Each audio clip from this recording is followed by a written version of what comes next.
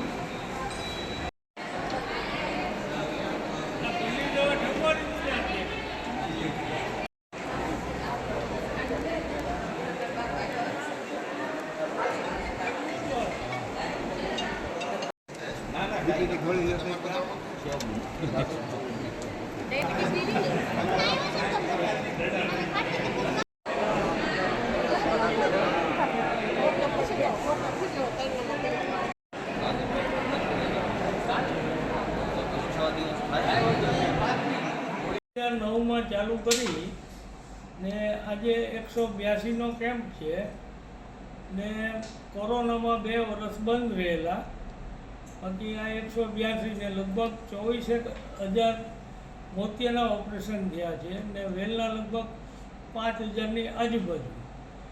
વેલના operation પણ અમે free of જ કરીએ છીએ મોતિયાની જેમ।